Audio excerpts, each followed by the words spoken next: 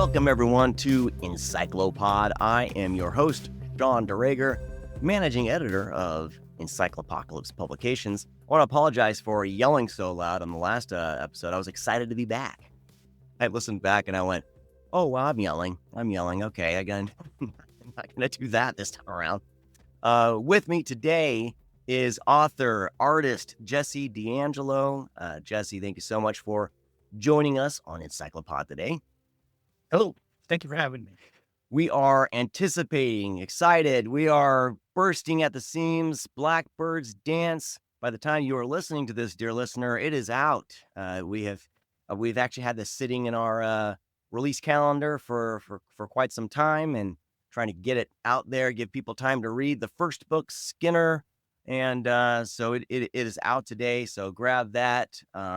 These are nice little special editions, and the artwork that Jesse's included in these is pretty incredible. Really kind of enhances the immersion into this world that he's created. So Jesse, thank you for joining us, and can't wait to for people to start reading more of your work. Thank you for the kind words, and I agree with that sentiment. I'm trying. Hey, that's all we can do, man. We're all just trying, right? I try to fail a lot, but I keep trying. So, absolutely. And that's, you know what, I think we're all there. I think anybody who's been in kind of the indie creative space, I mean, that's kind of, that's the gig when you kind of take on this kind of stuff. And so I kind of have like a 3-act arc on the conversation today. I do want to have people get to know you. And because I've had the pleasure of knowing you for quite some time now. And then we're going to jump into your work, into the Skinner universe specifically, and Blackbirds Dance, which is the sequel to Skinner. And then at the end, I want to talk a little bit about kind of social media in the indie creative space, because, more and more, there's just so much noise in the space, and it can be distracting for somebody trying to jump into this. And, especially for people who really want to make this, this kind of thing they're living. It is hard. It's harder. And I think social media has a kind of plays into that. So I kind of want to have a conversation about that with Jesse, because him and I offline always are kind of going back and forth talking about this stuff. So it'll be a fun conversation. Episode I know. We'll try to contain ourselves. Oh, and we're going to have to really be like flip art, Yeah, it's really all good. Straight. It's all good. I'll guide the conversation the best I can, but you never know where these podcasts can go, and that's fine. That's the beauty of podcasts. Questions. I will tell you no lies. Well, I was talking to Mark on the last episode kind of about how you and I met, and it's really serendipitous in many ways, and kind of falls into kind of my philosophy of life and everything about kind of, building things you enjoy and then kind of seeing where the universe takes you. I had a podcast called The Screencast. Gosh, man, like over 10 years ago. I think it's insane when you look at the time. But time is an illusion, everybody. And I had this podcast called The Screencast. We were talking about movies, and my buddy Brad Henderson, who I started the podcast with, we did a kind of month-long celebration of heavy metal horror. And he was the one who booked all the guests. He knew everybody. And he had Cynthia Surreal. If I pronounce that name wrong, I apologize, Cindy. You'll correct me. Surreal. Okay, perfect. We had Cindy on, and man, that was probably one of my favorite conversations that I had. We were talking about Black Roses, her career in Hollywood as a screenwriter. I believe she's also an author. She wrote the novelization of did she write the novelization of Megiddo? Yes. Or the screenplay. She's done a lot. She used to be a English literature professor. She worked in magazine publishing, and she and John Fasano, who my stepfather, who directed those old movies, they met doing porn. I can't.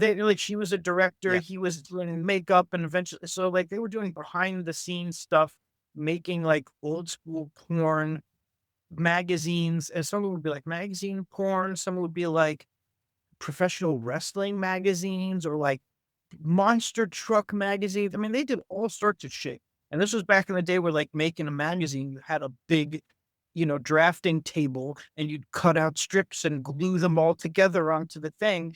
And they'd be doing that at home. And I'd be a little kid looking at that. And then they went off and made these movies. So Yeah. they were a couple characters.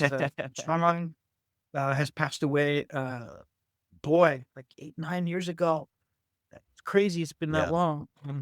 But like, yeah, he and my mom, like, they're a couple characters. And you got your mom on your podcast. It was great.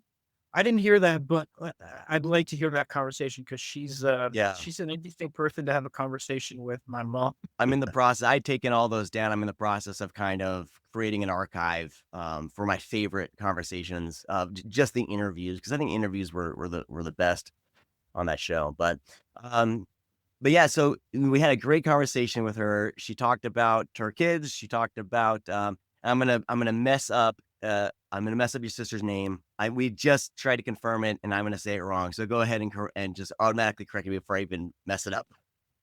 Her name is Lucia Fasano. Lucia. Right. So in Spanish, it would be Lucia. In Right. Italian, CI makes a ch sound. So Okay. So Lucia. Lucia, she contacted me after the podcast, and she was like, "Hey, my brother Jesse, I think you just moved to Tennessee. She goes, he's about to launch a couple books, and do you mind, kind of giving it a shout out, when they launch?" And I was like, "Oh, okay, great." And the first two books, I think Skinner was the first one of the first ones, Skinner, and then something with tails and something with a lake. You were like, "Here's my books." Yeah, What what were those it was ones? either a great idea or a terrible idea. But my plan was that I was going to release my first 3 books at once. Mhm. Um, so, well, if I just release one book, if someone buys it and likes it, well, I've got nothing more for them. But if I release a few, then I've got myself a little built-in catalog. So if you buy one of them, hey, Jesse has 2 more books available. And that was the thinking. Of course, trying to promote 3 books simultaneously when you don't have any money or whatever. So really, it might not have been such a great idea, but I wrote Lady of the Lake first. That was the first complete novel. And after that, I started writing Skinner, and that only took me a few months.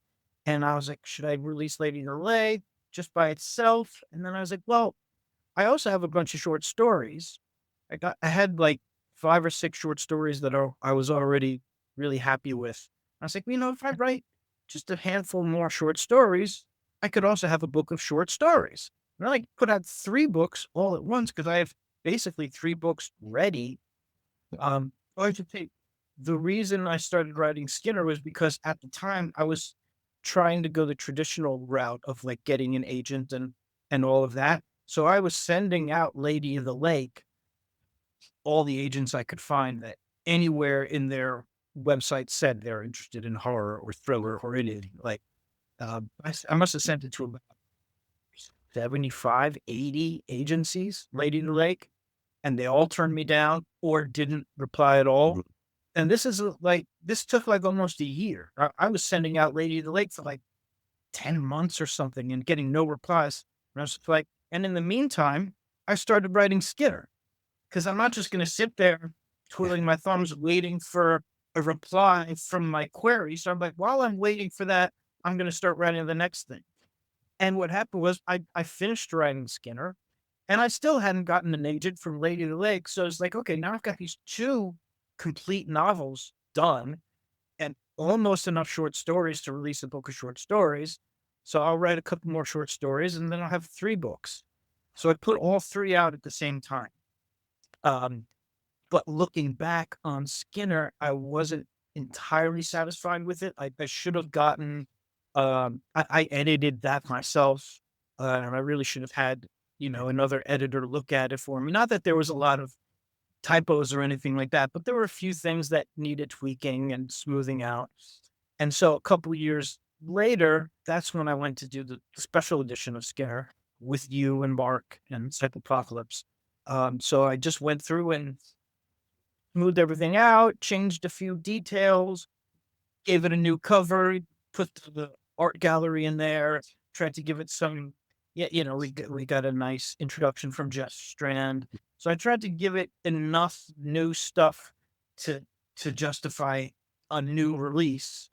Um, so, and yeah, Skinner always the first release of it was like, I always felt like I didn't do the book enough justice, releasing it at the same time with the other two book. Then Skinner always seemed to me to be like an event, like one of my bigger titles. Like Yeah. it's the, I want it to be as like Lord of the Rings level, but not that style of fantasy, but like I want it to be like huge Yeah. Yeah. series, and it kind of just went like, kind of fizzled, and not a whole lot of people bought it, and it's a hard kind of thing to describe because you say, well, what is it? Is it horror? I'm like, well, yeah, it's also an epic adventure.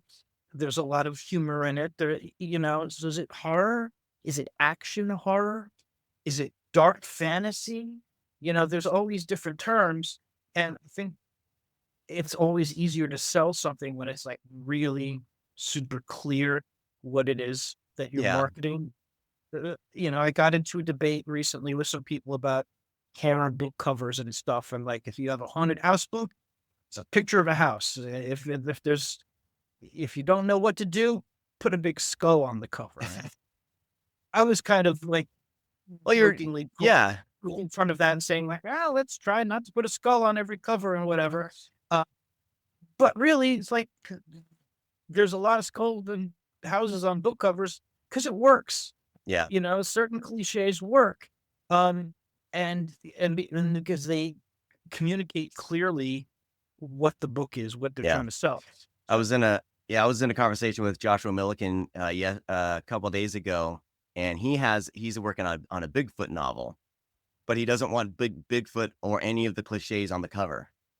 So it's like, oh, that'll be interesting. We'll see how it plays out. So we're trying to find the I happy can help medium him for with that. that. I'm a Bigfoot guy, right? Oh yeah, yeah, Yeah, I used to study. I went out on expeditions. I did art and cover for a Bigfoot book that I don't want to publicize because the guy was an asshole and he turned out to, it was a bad experience. But I was happy with the work I did. I did some drawings, but yeah, it's like I love cryptozoology and I'm very open minded to all the mysteries of the world and the universe and things we haven't yeah, discovered or haven't put a pin on what exactly they are and how it works. But I've seen plenty of evidence to suggest that there really are these beings out there. I don't even know if I want to call them creatures because really, after everything I've seen and heard, they seem more like, humans, just populations of some other kind of being, and maybe they don't even exist fully in our dimension. Now, I don't want to. interdimensional realms, or interdimensional beings that are us from the future that have reached a certain point of enlightenment and technology that they're coming back to warn us of the dangers that we've brought upon the world, right? Maybe I don't know about us for the future part, but I'm just saying, like I'm open minded to all those things. There's enough. There's so much mystery and so much in the world that I don't know and nobody knows, nobody understands. That I don't want to be the person to say like this is how it is and this is how it's not. That I didn't fucking know. It's like what do I know? So but not to get off topic about that, but Oh, yeah, that's gonna happen. That's fine. I mean, we'll aliens. save some stuff for my the podcast I'm resurrecting, the Armchair Philosopher. We'll put a pin in this and we'll talk about all that stuff on this I want to show. be on that show Stay too tuned, because I'm everybody. also a philosopher, or at least I like to tell myself I am. Yeah, that's why Armchair Philosopher. I was like, same kind of thing. I was like, well, I like the bigger ideas, but I don't know shit. So Right. let's get But people smarter than me on. let's get back to talking about let's me. let's Me, write me, let's me. get things right. so what I want to bring it back a little bit. We're going to dive into Skinner, the mythology of Skinner, and all that because there is some stuff. There's a lot of things that you put into this world, and a lot of research that you did that I want to get to.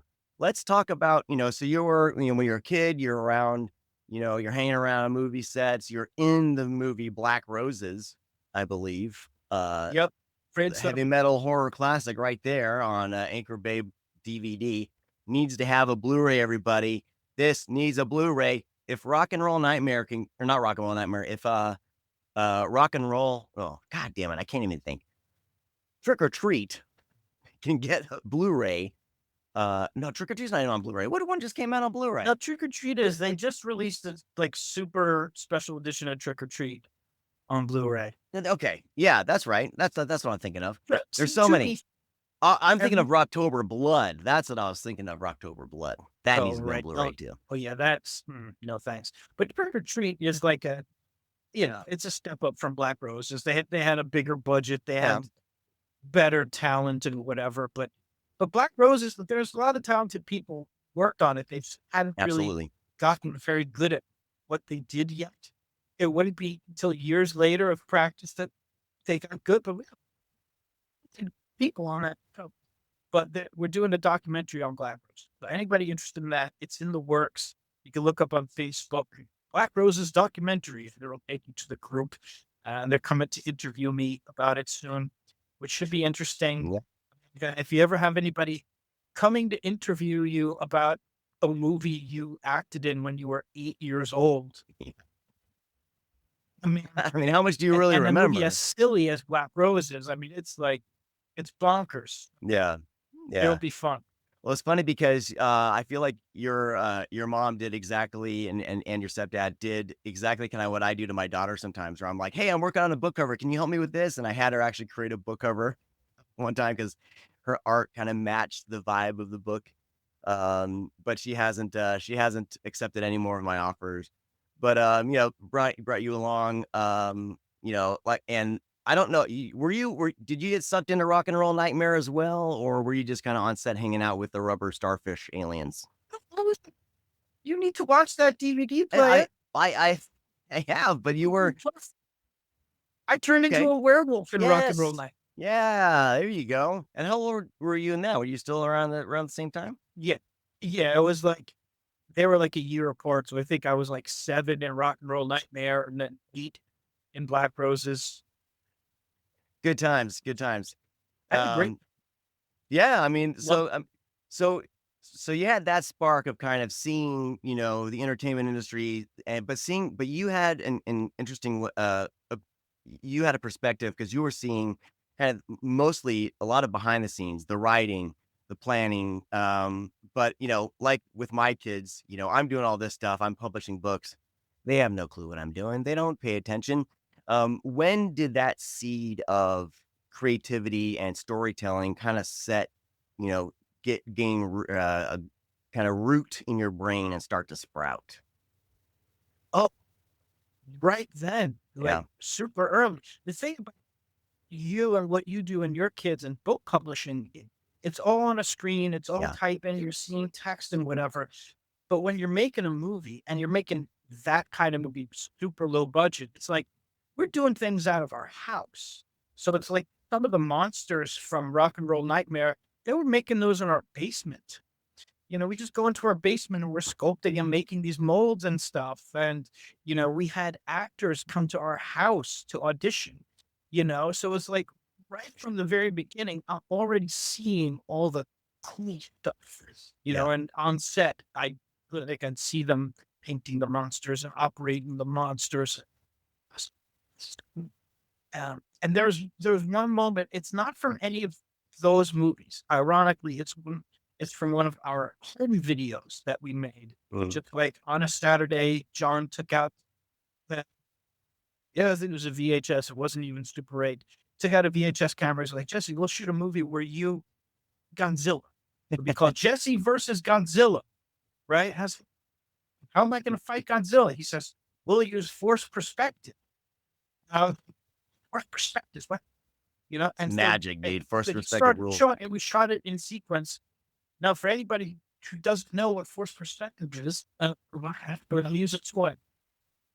So here's one of my I'm like glancing to see if I have any toys laying around. well, Like, this is the kind of guys we are. here's an old toy of the Frankenstein monster. I've had this since I was a little kid, right? So imagine, here's one of my posable guys that sometimes I use for art reference, right? So these guys, if you hold them up, come on, camera, where are you? So you hold them up there, Yeah. yeah. So this guy is bigger than Frankenstein, right? But if I hold Frankenstein up close to the camera and I hold this guy far away, oh my Mhm. God, Frankenstein looks like he's 100 feet tall now. And so that's what John did. He said, Jesse, go stand way in the background and look up at the sky and act scared like you're looking at something. I was like, okay. So I did that. And while he's doing that, he's holding the camera and he's holding a toy of Godzilla and going, right? He's like, I didn't understand. But then he said, Jesse, come to the camera, watch. He rewound it and let me see in the viewfinder. And sure Mhm. enough, there's little me on the screen. And then there's this big Godzilla looming over me. That is amazing. This little illusion that was created. And that was really a big spark for me as far as being an artist, working in film, being a storyteller. It was just like, wow, that little thing that you can do. And we did the whole movie where it's like over Godzilla's shoulder, looking down at me, and we're having fights. Like, Jesse, pick up a stick. And I'm going like, and Godzilla's like, I was like, so cool. And so that really kind of sparked it for me. And then whenever we are on one of those sets, like Black Roses, Rock and Roll Nightmare, whatever, I'm watching them do exact stuff, watching them set this fascinated. And I'm trying to get in for when the girls are taking their clothes off with their own needs. Well, every now and then they'd let me help with the makeup. Like, here, Jesse, here's a cup of blood, and you can paint it around the monster thing or what. So they really let me in on it, and they let me in on the fun stuff. So for me, it was always fun, and I was like always like right from when I was like 7 years old, and started seeing that stuff that we were doing. Where I'm a Yeah. filmmaker, Yeah. I'm gonna be a director, I'm gonna be an actor. And so whether it was acting, directing, writing, drawing, I was always like creating, Yeah. thinking of stories, whether it's a short story, trying to write a script, trying to make a movie. It's like always some way like storytelling, Mhm. And drawing, writing, painting, you know. and as you got older, you were were gunning for that, like you wrote scripts, you were involved in some other films as you were getting older. Did you go to a college in the LA area to do this, or was this kind of you're just pursuing this just on No, to your own devices? I went to college only for 2 years. I went to Sarah Lawrence College in New York.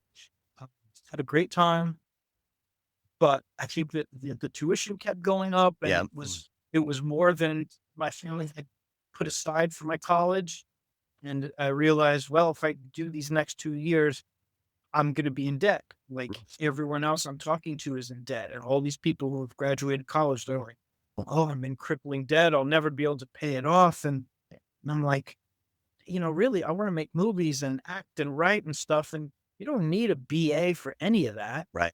and especially it's like, I've got connections in Hollywood. I've already worked on movies. I've got offers. Like I could go out and work on movies. So I just did that. I left after 2 years and just went back to LA and started working. And, it was like working as a PA, working as an assistant in a special effects shop. Um, I started getting jobs doing storyboards, which was definitely a step up. And so I worked as much as I could in the film industry for a while. And while I was doing that, I'm writing scripts. I'm trying to get my own films produced. I'm making short films. So, but bottom line is here I am in Tennessee writing indie horror novels. So obviously that career trajectory didn't pan out. Yeah, well, And I mean, but that industry is so unforgiving. So many people, I know so many talented people that have been just ground up, chewed up, and spit out. Buddy of mine, Derek Hefner, brilliant artist, incredible comic book artist, incredible imagination. He did a couple years at Disney, and as talented as he is, that didn't pan out, and he he moved to Oklahoma and is there doing his thing. He's a freelance artist playing drums. I mean, but yeah, that, and and when I was living in Oklahoma for a while, I knew so many people who would, because I was kind of involved in the band scene, so we would have a lot of local bands and musicians kind of head to, try to, all right, I'm gonna go out to Hollywood. I'm gonna meet with a label or you know, you know, m- get a manager, and um, you know, a year later they're back. So it's one of those things where, and I think as creatives go, we can put in our brains like, well, I failed at that. All right, well, I tried, whatever, whatever. Um, but it's important, I think, people listening, and especially younger creatives who are trying to do the same thing in even more unforgiving time. It's not you. You know what I mean? Like, this is the industry. This is and especially going for creative type of career, it gets harder. And we'll talk about, we'll dive into this even more. But so it's important, I think, because artists are we're the most self-deprecating people around, because we are always internally looking at ourselves and what I do wrong, and always kind of going through this stuff. But so I would say we're going to reframe. So that time in Hollywood prepared you to really start tackling your own projects, and you have nothing holding you back to get these stories out. So, I mean, so let's take so let's jump into Skinner, because I think out of all that you've written, Skinner is the most complex, and I think most, quote unquote mainstream, not in a bad sense, like I usually use the word mainstream, but I think it is a very approachable blend of urban fantasy, action, horror, and it's something like as I'm reading it, I am imagining this stuff, which is why you're a great fit for Encyclopocalypse, because what we like to do, and what kind of our main goal is, books that really activate your imagination, and you can almost imagine these as films in your brain as you're reading them. And Skinner has all the great, ingredients for what I would think. I mean, it would be like I'm watching, jumping into certain like TV shows and everything. Like, this would be an amazing, TV show because of the characters and the story and the through lines. Um, It is pretty amazing, isn't it? yeah, it's It's so fun. good. Yeah, I mean, hey, it's my job to kiss your ass right now, Jesse. Okay. Um, but what I like about, and Mark and I talk about this a lot. We read a lot of authors, and there's a lot of great authors out there.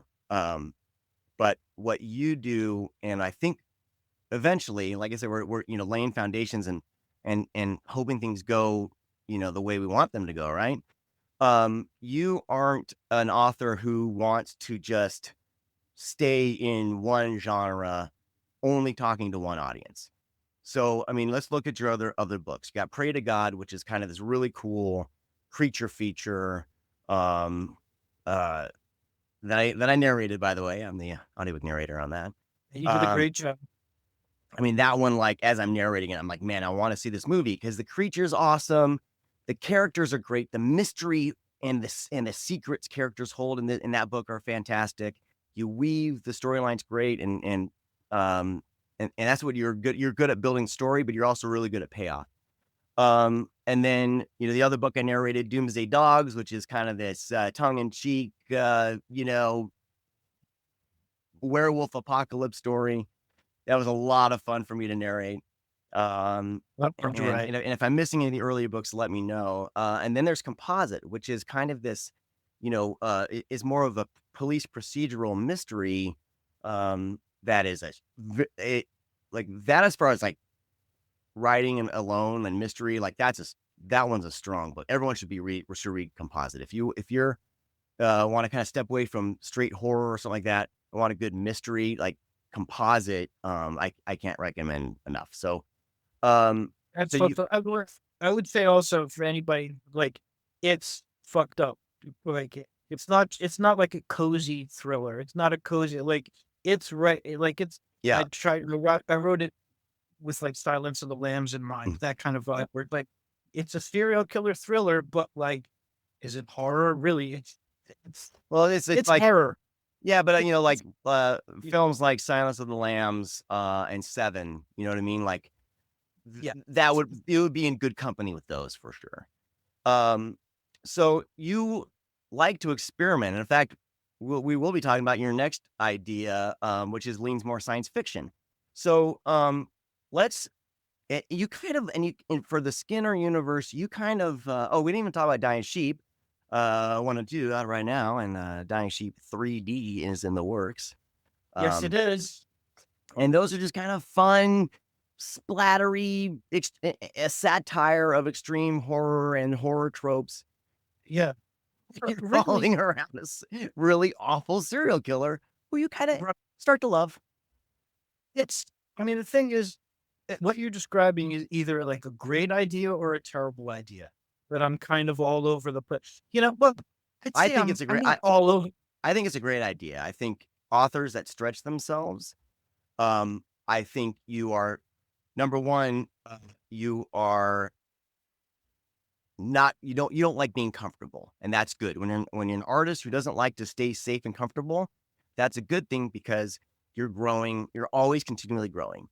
Um, and it actually helps when you do a book like Skinner and you're blending so many genres that to be, playing in different genres, I think is a strength. And that and this is a authors kind of go back and forth on this. I saw uh, John Baltusberger and Lucas Mangum in a kind of online conversation about how, oh, if I were to do it differently, I would, play in different genres. And I'm like, what's stopping you guys? If only I didn't Well, pigeonhole myself into this genre. Well, nothing's stopping you. Yeah, you know, some people disagree. Some people think, like, and they might be right, like, you wanna pigeonhole yourself because it makes it easier to sell. yeah, It makes it like, "What are you?" "I'm a horror writer." Boom, nice and easy. If you go to conventions, you see people's banners, it'll say, "John Doe." You talk about a name that you shouldn't ever forget. John Doe. John Doe, horror writer, yeah, author of nightmares. Like, people put these labels on themselves, and maybe it's a great idea because it makes it easily accessible for yeah, people to understand what you are. And I'm here trying to do different things, but I will say, even though I'm doing different things, really it's all for the same audience. right. Like, Yeah, it's not like absolutely. I'm writing one, like, horror novel, and then I'm writing, like, a romantic Yeah, piece, like Jane Austen kind of thing. I'm not ever writing just a straight comedy. It's gonna be comedy with absolutely. horror.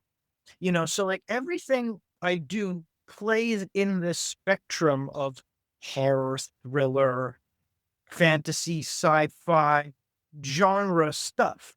Absolutely. So it's always gonna be genre related, meaning not just, you know, regular, it's not gonna be a regular drama. There's always gonna be something Yeah, supernatural or horrific or something.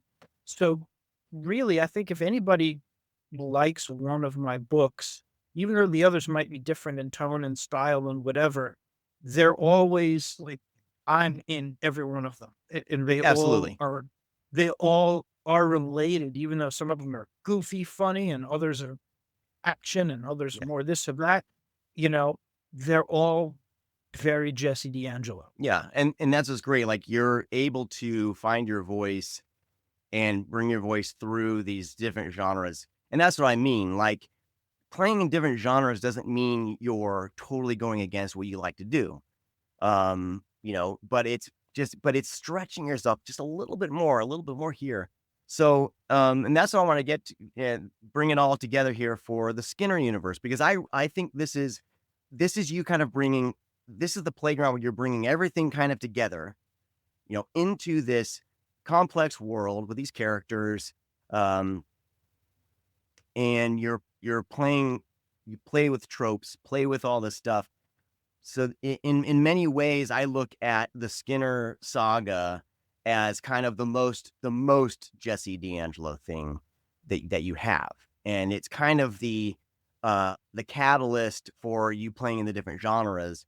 But these books, like, let me just show you a comparison, because generally the books that I've read, about like that thick, the Dying Sheep is a nice little novella size. But then you get to your the Skinner books, and I mean, yeah, there's art in here, but these are little chunky boys right here. You know what I mean? There's more going on with these than a quick writing exercise. These are, out of everything you've written, I Tonight have feel some of those. that Oh these are the yeah. ones that you really kind of really have put your research in. And so let's set up the Skinner saga, and the influence and the mythologies that you play with, because I saw you had spent some time with some friends, on it was on a reservation, Yep, the uh Cherokee Cherokee Reservation. reservation. And so I want to talk a little bit about that, because these aren't just things you sat down and just wrote out. You put in the work, especially for the Skinner saga. So let's set up the Skinner saga. What is it? What was Skinner? How's that lead, without, I guess, spoilers, uh, leading into Blackbird's Dance? Um, let's start with the general idea of Skinner as Well, this thing world. I've always loved werewolves, right? So originally it was going to be a werewolf hero, like a guy who becomes a werewolf and he goes and fights other monsters. And yeah. But then the more I thought about it, I was like, well, there's a lot of werewolves. What if he's a were? And I started looking at pictures of, well, what if he's a jaguar? Ooh, what if he's a black jaguar?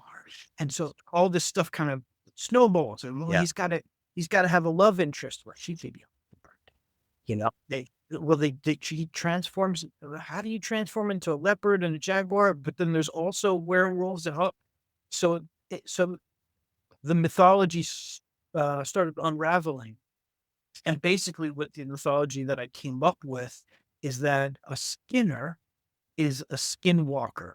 They're skinwalkers, but they call themselves skinners. Now, these are not the skinwalkers that if you Google right now, you'll see. Like, you Google skinwalker and you'll see all the old Navajo legends and, somebody wearing, they transform, they're like witches and this and that, that have nothing to do with my thing. So I just took skinwalker and I just reinvented it for my own purposes. They're basically shapeshifters, but I'm calling them skinwalkers, skinners.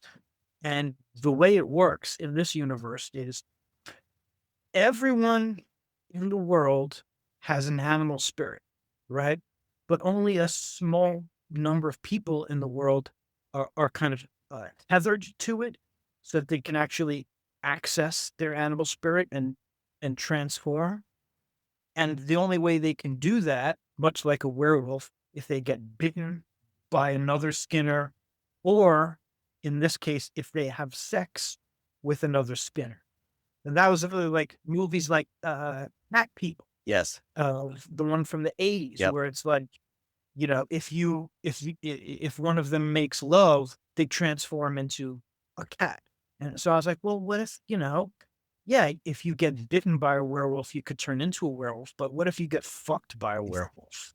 You could also turn into a werewolf, but you would only turn into a werewolf if the wolf is your spirit animal. So it So all in depends this, on what's inside, and their right. spirit animal. That's interesting. So if you are naturally a Skinner and you're tethered to your spirit animal, let's say your spirit animal is a jaguar, but you get bitten by a werewolf, a wolf Skinner. Well, you're not going to turn into a wolf. You're going to turn into a jaguar Skinner or a hyena Skinner or whatever your own spirit animal is.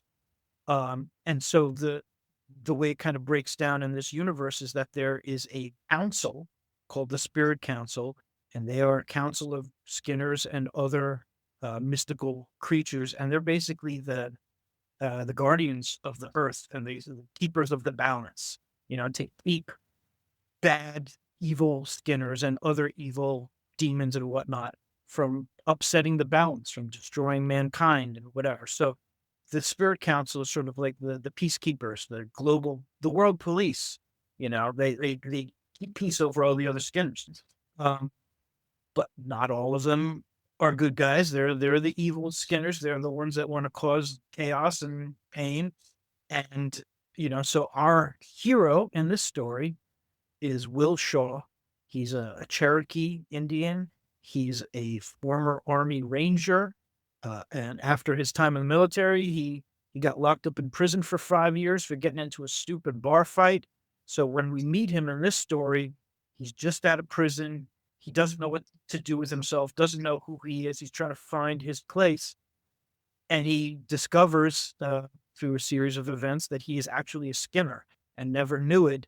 And I'm not going to spoil too much, but he becomes his Black Jaguar self and finds himself sort of enlisted in this quest to take down this ring of evil Skinners that have become a child trafficking ring. And they're kidnapping these children and part of selling them off, but not only selling them off, they will also kill these children because they're monsters. They'll actually eat these children. And the ones they don't eat, will sell them off to the high. So it's taking on current topics like that, things that are actually going on in the world, and trying to be relevant with something like that. So basically, that's the backdrop: is that there's all these shapeshifters, skinwalkers living among us, fighting amongst each other for control and balance, basically. And our hero trying to find his place in it all, trying to make things right, getting involved in his love interest and all the drama that comes from that. So I hope I'm not spitballing too much, but that's kind of how things start. And then by book 2, Blackbird's Dance, he is continuing this quest. This time it leads him to the Cherokee Reservation in North Okay. Carolina. And By the way, this is my spirit animal right here. So if I ever, I'm married, so I mean, my wife didn't turn me into a skinwalker. So if I got bit by a skinwalker, I would basically turn into this, which is like pretty adorable, ferocious. but also like, pretty ferociously tired. I love For those listening, love I'm holding up my dog Charlie, who I always tend to always show off because he's just cute. All right. Oh, that's Maybe right. Some give him people back are to his nap. listening and not watching. Yeah, I yeah, have yeah. to have to remember that. So But yeah, so this time we end up on the Cherokee Reservation. Something evil's going down. Something has been targeting children on the Cherokee Reservation, and Will has to go figure out what it is. There's a conspiracy. There's monsters. There's action. There's spiciness. There's some humor. There's art. Yeah, I really busted my ass on this book. Did mini draft. Gave it to a great editor. Did the best part that I could. Uh, so yeah, I'm swinging for the fences. Everything I'm doing, I'm swinging for the fences. But to talk more about what you're saying was like social media and Hollywood, and what you're trying to do with the career and this and that, and everybody wants to be the biggest thing in the world. And definitely that was a big part of my mindset too. We all want to be best-selling authors or yeah, whatever it is we're doing.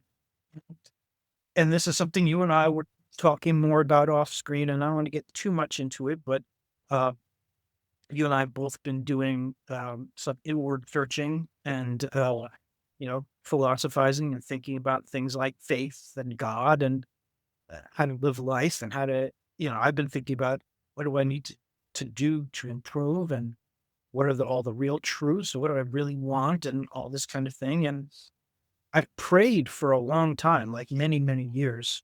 But I've started praying differently.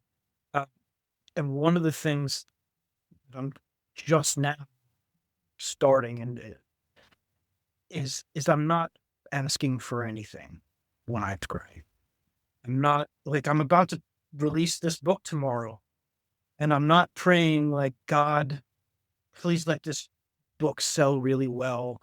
Please let me do really well and be a great, famous, rich author or whatever. Instead, God, please just put me where you want me. Yeah, Or absolutely. it's not about what I want, who cares what I want?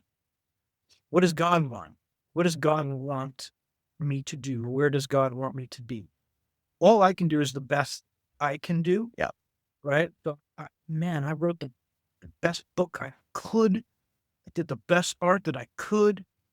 I am self-deprecating, and I still look at it and think like, you're like, Yeah. I'm not, I'm not the best in the world. There's artists out there better than me, and writers out there better than me. But man, do the best I can. Yeah. And if God wants this to be a successful book, it will be. If he wants me to be successful, I will be. But I can't base my happiness on other people's, you Right. know, Right. impressions of me or how much Yeah. money I make or whatever. Yeah. And this goes back to like, people trying to do this as a career and whatnot. People trying to do this as a career. I mean, look, you have to realize it's like one of the most hard things to do, like anything creative, being an actor, being a writer, being a director. It's like any Mhm. of these things, it's like you've got like a less than 1% chance of even being able to make a living at it, let alone being like world famous or whatever. So you really gotta be happy with yourself and be happy with the work you're doing. And like for me, I've been drawing and writing my whole life. And I'm never gonna stop. I Yeah. can't. I Yeah. love it. Yeah. It's like even That's if your I wasn't soul, man. publishing, yeah, it's like even if I'm not publishing or trying to make a living or any of this, it's like I've got these stories that come into my head and I got to put them down You gotta get or 'em out. they will sit on my shoulder and they'll be like, hey, just remember me? Yeah. The vampire story. Write me. Yep. Remember that scene that you had where this happens and that happens? And then the light comes in and then this, write it down. It's like, I have to, you know? Yeah. So people doing this, trying to be successful at it, like you have to define what success means Yeah. for you. Does success mean that you're the next Stephen King? Or does success mean that you're happy with the work you're doing and that the people that you are connecting with, it's touching them? Yeah. Yeah. It's like there's so many different, definitions of success. Yeah. And right now it's like, look, let's be honest, Blackbird's Dance is the sequel to a book that we released that not a whole lot of people read. If you look at the Amazon, I think Skinner's got like 17 ratings. It's not like it's got hundreds of ratings, so it's like I'm not putting this book out tomorrow thinking like, oh, this one's going to be the home run. This is gonna be the one. And I'm sorry for you, because you and Mark, you guys have put in a lot of work for this too. So like, I'd love for your sakes that it's a home run and like, No. all the work you put in.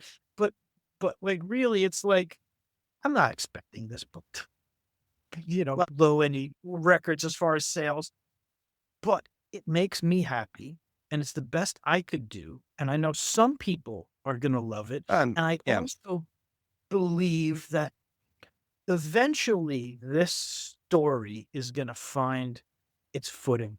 Right. It's going to find its audience. Yeah. And it might not be until the third book gets published. It might not be until I'm long dead and several decades from now. So, some people are like, there was this author, Jesse D'Angelo, he wrote the Skinner series. And like 100 years from now, there might be a Skinner movie. Like somebody, forget movies, but like eventually people are Yeah. going to connect with this Yeah. story. 'Cause Well, I I think love it. that's the beauty, I think, and that's why I connect with novels so much because there's so much untapped potential. But also, um, the life of a book, I feel, is a lot different than movies. Movies can come and go, and they're very much a product of their time. They're very much a product of society and what's going on. They either hit or they miss, and then maybe someone discovers a movie later on, like like Black Roses. Um, but you just never know. So I want to talk about this for Blackbird's Dance because so many authors, they don't have to do some do a lot of research, some don't. You actually went time you spent time on a Cherokee reservation, and I wanted to talk about that more because I think that I used to live in an area, and I talked about this last time, that I believe it was the Cherokee Indians would pass through, and it was called Sioux Island, and that island was never flattened. It's in the middle of farmland, never been flattened, probably because of the rocks or whatever. But that was literally a resting stop historically for the Cherokee Indians. So since grew up in that area, I always thought, like, what if there's some ancient creature on that? Maybe that's the reason why that island has never been paved, or not paved, but not tilled up or whatever. And so and the Wendigo and that kind of stuff, I always kind of connected with and liked. And I had a good conversation with Shane Hawk about it. And, there's this fine line, I think, with some people appropriating, indigenous, I can't talk today, indigenous cultures and fables and myths and mythology and all that, just willy nilly. Right. And I'm the kind of person that, I don't want to do that. So I was like, all right, I had a good conversation with Shane. Do I need to take more medicine here? What's going on? Go ahead. But good conversation with Shane about that, and he really was able to connect and explain, reasonings and everything. And I kind of, okay, that's great. So I, in many ways reworked the idea, and I'm still kind of, wrestling with getting it down. I have it all outlined out. So long-winded. Sean just keeps on talking. So you actually you have a friend on a Cherokee reservation, and you went there. What was the purpose? What was the main goal, and what did you get out of that for Blackbird's Dance? First of all, yes, my good friend who I met on Facebook, Leah Dawn Cole. Hi, Leah. You meet people on Facebook, and most of the time you never get to meet them in person, right? But talking to Leah, she's like, "Oh, I live in North Carolina on the Cherokee reservation." And I'm thinking, like, that's only a couple hour drive from me. And, my character, Will Shaw, he's Cherokee. And I'm thinking about, what if I have it set on a reservation? And anytime you write a book, you either need to already know your shit, or you need to do your research, right? Otherwise, you're just a phony and you're going to write something that's completely generic or just wrong, right? And so I was like, okay, well, what if Will goes to the Cherokee reservation for this next book, and, the adventures and stuff happen around there? Well, if that's the case, I need to know about the Cherokee. I need, what are the streets called? What's the layout of the town? What's the culture like? So I went and visited Leah, and she showed me around the town. Me and my wife, she was pregnant at the time, and we're going around and showing me all these spots, and I'm taking pictures and I'm asking questions. And I went to a local bookstore and I bought a couple books on here we go. One of the books that I bought at Cherokee, North Carolina, The Secrets and Mysteries of the Cherokee Little People. Oh, wow. Right? Amazing. So this is one of their, part of their folklore, and it's got some nice art in it too. Amazing. Well, part of their folklore is that there's these, like, little people that live in the woods around there that are like interdimensional, mysterious beings, and they've got various powers and stuff. I was like, maybe I could work that into it. So, and what's the name of the hospital? What street is it? Oh, there's a casino. What's it called? Harrah's Casino? Well, I got to find out about Harrah's Casino. So I looked up the website, and I actually called them. I was like, what's your floor plan like? Well, which tower is your, presidential suite in, or whatever? Like, I'm calling these people, I'm reading this, and it's like, and I just wanted it to be as close as possible, so that if anybody lives there, actually read the book, they'd be like, holy shit, this guy knows his shit. He knows that if you turn left out of Harris and go down there, you're gonna hit the dam and so I try as much as I can. Like even Dying Sheep 3, it takes place in like San Rafael, California, for various reasons I won't get into now. But I was like, okay, what's in San Rafael, California? Well, they've got this, stadium over here, and it's right on the beach, and there's a fishing community, and there's this and that. Okay, so I gotta work that. So you gotta know your shit if you're Yeah. writing a book, because people know their shit. And you don't wanna write for the lowest common denominator, you wanna write for the people who know their shit. Um, so that's just kind of basic for Yeah. me, but when you can do it like that, it's fun when you could actually visit the place, like, I Yeah. could write a book about, like, Jerusalem or something or, 1st century, Jerusalem, and it's like, boy, I'd have to read a lot of books Right. to really feel like I to know what I'm talking about and be immersive, Yeah. or even if it's like, some European country, it's like, yeah, I could do plenty of research on that place, but if you go there, it's like the more you do, the harder you work, the better it shows up in your work. Yeah. I mean, Yeah. one of my things, sorry if I'm rambling, but like No, one of the you're things I fine. always tell people is they ask for advice on anything, but particularly writing. Do it the hard way. Don't do it the easy way. Don't cut corners. Human nature is about doing things the easy way. Why do we have microwaves? Oh, because cooking our food takes so much time and effort. Why do we have remote controls? Oh, because I don't want to have to get up off the couch and walk 3 feet to the TV and change the channel. Everything we invent, everything Yeah. is an Yeah. effort to make our lives easier, Yep. Well, I right? mean, look at AI, right? Like, look Right. at Yeah, well, that. I I mean, mean, that's a whole um, other discussion. But it's like, if you want something good, you want good results, you gotta do it the hard way. yeah. Put in the way you want, like delicious, authentic Italian lasagna. Make Now that we're talking. sauce from scratch. Mhm. Make the Mhm. pasta from scratch. Cut fresh cloves of garlic. Don't just take a frozen lasagna out of the freezer and put it in. Yeah, you'll get it quicker. It's a lot easier, but you will not have that excellent result. Yeah. And that's anything you do, art, writing, whatever. Do it the hard way. Yep. Put in effort. Do the research. Do another draft.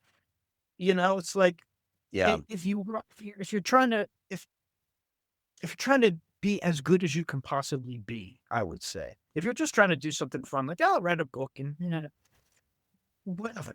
But, like, if you're like, I'm always trying to push myself, always trying to be the best I can be, better than I have been and whatever, and that means always doing it the hard way. Uh, I'll say one other thing before you ask another question, 'cause, this is a thing on social media and how people perceive me and stuff. A lot of what I say, in fact, most of what I say, you should really take with a grain of salt. No, oh, I'm a snarky, sarcastic fool, and most of what I say, I'm joking. And in reality, I'm really self-deprecating. I'm very critical of myself, of my work, writing, my art, my looks. Oh, my nose looks too big today. Oh, I'm too hairy. I'm too short, whatever.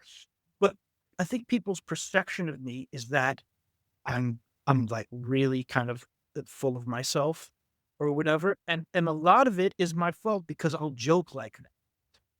Like Right. people will come up to my table at a convention and be like, well, which one of your books should I get? And I'll say, well, they're all great, or I'll be like, yes, I'm the greatest author of all time. And oh, this, I'll jokingly say this stuff. And online, it does not transfer as No. well as in person. When No. people read your words, they can't see the look on your face, they Yeah. can't hear the intonation in your voice. So people like I'll put like a little winky face next to you if I Yeah. write something like that. But you know, you, people a lot's gonna get lost in translation. Yeah. And so a lot of people I think, oh, Jesse thinks he's better than I. He thinks he's a better artist. He thinks he's a better writer. And really, it's like, no. Like anytime I draw something, I'm like, Frank Frazetta would have done that better. Right? Every time I write something, I'm like, it's still not as good as Robert McCammon. I'm like really hard on myself. Um, so just for anyone who thinks that I'm like, think I'm better or I think I'm the best or whatever, it's like, no, Yeah. I'm Well, that's trying to be the best that I can be. yeah. And and yeah, I think I'm better than some people. Well, I mean, hey, there's I'm the being honest, like, yeah, we like all have egos. there's spectrum. There are levels to this. There's like white belt all the way through black belt. Yeah, yeah. And even if you are a black belt, you're not necessarily the best, most deadly, badass black belt on the planet. There's always someone better There's than you. that. So Always. it's like try to have that martial artist sort of mentality if you really want to be humble. Yeah. And I've got that sense of humor because like humility, like everyone's like, be humble. And it's like, yeah, you do. But as a joke, I thought like, wouldn't it be funny if instead of being humble, I became like the Muhammad Ali of indie authors? Like, yeah, like boxers can do that. Yeah. MMA fighters, I'm the greatest of all time. Nobody can beat me, kind of thing. And I'm like, Yeah. what if I just fuck humility? What if I just walk into a convention like with like a frown and a robe, and I'm just like, I am the greatest, and like that was just my kick, and that would be fun. But really, I'm not going to do that because people You're wouldn't like, get yeah, me. we play through those, but see, but that's segues right into kind of the pressures that I see that social media kind of puts on people. And I think in the past, before social media, a lot of authors, they would just write. So you never really saw an author. You never saw a video interview of an author. You never heard from 'em. They would sit in their cabin at their typewriter and just write. And the only glimpse of that author was the author bio in on the back flap of the hardcover book. So things definitely have changed in this space for all creative people, and I think that social media gives a uh I mean, when it's all said and done, in the big scheme of things, it's all bullshit because we all try to present our best self on social media. We Yeah, all, and you have to, and the thing is, like, you think like, well, I can't, let people in to show the struggles of things, and I'm doing great. So everyone is trying to project this sense of success. My last book sold, 100,000 copies on whatever, or, but it's all perception. I know enough in this business. I've been around and I've seen that when, sometimes I've seen an author say, "Oh, over the weekend, I sold 1,000 copies of my book." Well, they gave it away for free. yeah, They my book did. is ranked. I'm number 2 in horror in U.S. Rank or number whatever. 2 in all those categories, which mean nothing. I've had number 1 books on my audiobooks. Guess how much I made from it? $50. So it's all perception. So the when I talk to people and other authors and everything, the first thing I say to any author that kind of comes on board and is like, well, so and so sold this many of so, I go, forget all that. Forget, this is your book. This is you. We need to stop comparing ourselves to all these other people that are giving this impression of major success. Now, there are successful authors out there. There's successful publishers out there in the indie space. Not many. Um, Mark and I were just talking about shortwave books last week. They do incredible work. One of the best indie publishers out there. They've been doing it for 3 years. Well, they paid their authors, but company wise, they lost $5,000. He put in $5,000 of his own money just to keep it going. He made nothing. He lost money. So you got to start kind of, especially today, especially with the misinformation, Um, all it's just I don't, AI generated stuff. It's really hard to kind of parse the truth. And what as creatives, in my opinion, the best thing we can go instead of going big and trying to push how great, you're selling or whatever, it focus on your art. Focus on your creativity because you can pump out a book a month. Uh, you know, that doesn't mean nothing. And other people are like, well, if I pump out a book a month, maybe then I'll be successful. Well, You know, also, you you have don't to have ask yourself what you really want and what do you consider successful? right, You know, right. and I'll tell people this, like various kinds of creative people, like if you can imagine yourself being happy doing something else for a living, do that. Yeah, Because if you're trying to make a living, like pay your bills, make a living as an artist, as a writer, as a filmmaker, as a music composer, in a band, if you're trying to pay your bills as like working in a band, that's like, boy, you might as well like if you can see yourself doing something else, like if you're happy working in an office or working as a construction worker or whatever it is, do that. But man, if you can't see yourself being happy doing anything else, then do is art. Then be in the band because then because that sacrifice is worth it. That blood, sweat, and tears that you're putting into that, and little pay for all the work you put into it. Writing a book, in my, I think is the most labor intensive thing that any creative can do. I think it's more labor intensive than script writing. I think it's more or screenwriting. I think it's more labor intensive than art than painting, drawing, because it's you and the written word and the story, and you got to connect all this stuff and spend a lot of time to get it right.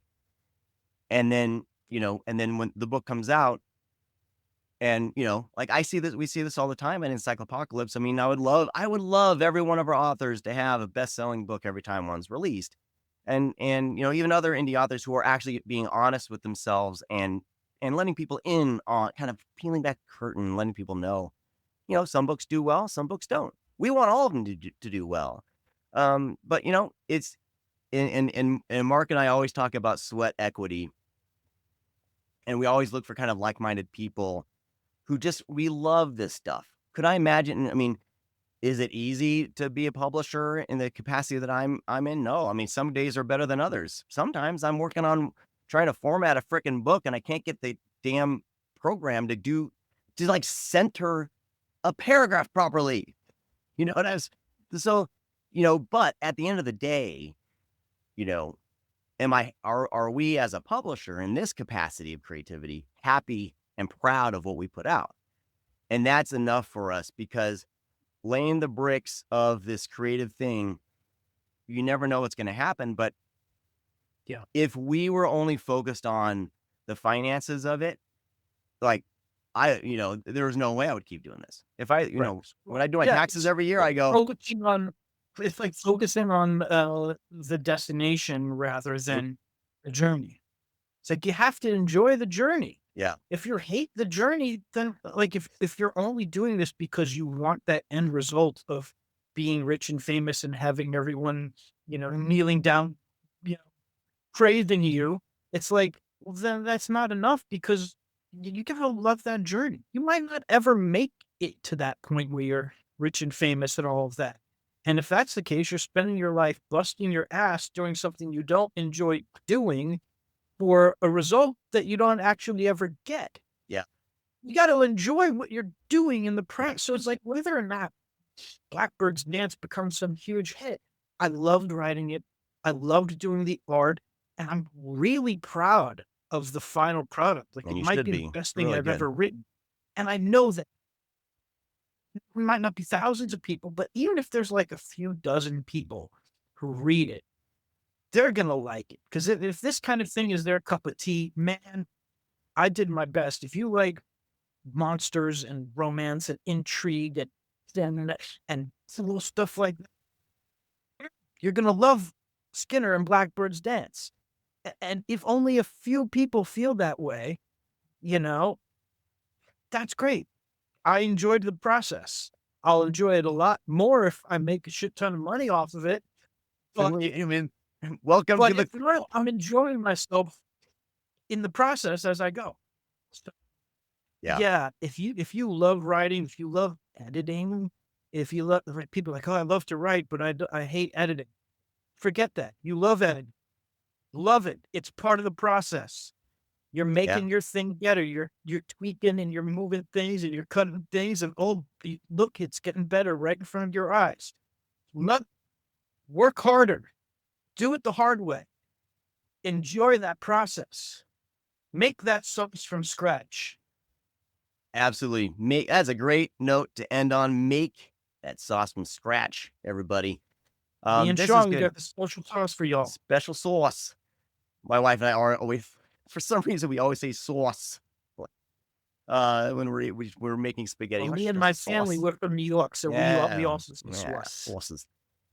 Jesse, man, thank you so much for this conversation. This is really good, and Thank you. very, very happy with the depth that we can chat about things, and I hope you, the viewer and listener, I hope you enjoy this too, because this is something that I want to continue to bring to Encyclopod. This isn't just buy this guy's book. Um, we want to peel back the curtain a little bit on the process of writing and creativity, because that's the special sauce, everybody. You can just have a And product. You also, can have and AI also buy my book. and buy the book right here. Boom. I didn't even And show if you some of the haven't, artwork inside. and Just if you fantastic haven't stuff. read, Wonderful. this is part 2. If you haven't read part 1, guess what? You can read part 1 first. We're not gonna look at. We're not here to sell a product, but we also kind of are. But Not at no. all. But Totally don't go buy my book. but the journey to the product is what we love to talk about, and that Enjoy the is journey, and that people. and the journey, I believe, always makes the end product better. You can have AI shit out anything you want these days, but is it good? Does it have heart and humanity? No. Is it really creative, or is it just regurgitating stuff? You know. So this is what I appreciate about Jesse here is the work he puts into his craft, the self-reflection and the growth that Jesse's always pursuing, that we all as creatives should be pursuing. And just I love that Jesse, that you dabble in things and you bring things together. I love that there's a book for someone who wants just a quick, fun, goofy read, and there's books if people want a little bit more composite. The Skinner Saga. Pray to God. There's more. There's more than just a creature figure. So check out Jesse's books. You can see the link or our website down at the bottom corner. Should be in the show notes. Grab Jesse's books. Grab Skinner and Blackbirds Dance. I believe I have a combo set up on the site for a special price. It should be and if not, I'll put it up right after this. But check it out. Check out Jesse's work. And you know what? Ignore the noise on social media, everybody. Just don't compare yourself to others. Do your art. Be creative. Yes. And be fulfilled in what you are doing. All right. Jesse, thanks John, again. it was a pleasure. Thank all of you for listening and watching. We will talk to all of you next time. I'm hoping not yelling, but I kind of am. Have a great time. Have a great rest of your day. Thank you. Bye-bye.